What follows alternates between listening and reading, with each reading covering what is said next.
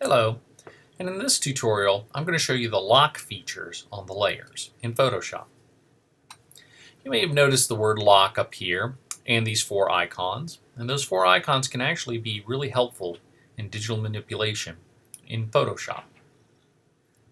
The first feature is locking the pixels, or specifically the transparent pixels, meaning the pixels that are on this layer I can lock. And lock means different things in Photoshop. So for example, if I hit for the eraser key, there's nothing for me to erase, but if I erase it on the pixels itself,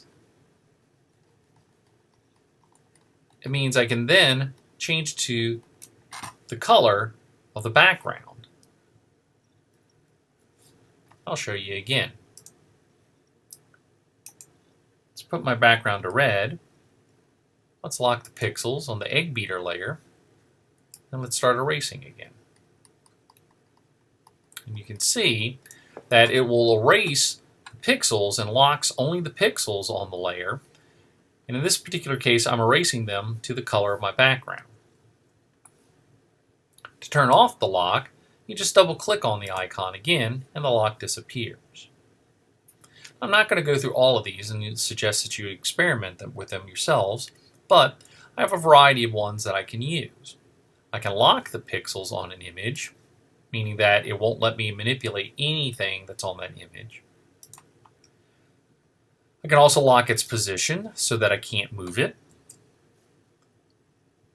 And I can also just lock the entire layer where I can't do any kind of painting, erasing, moving, or whatever.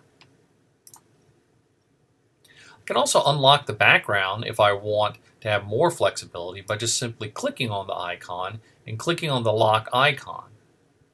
It will immediately change its name from background to layer 0, which I can then name to whatever I want, even if I want to name it background again.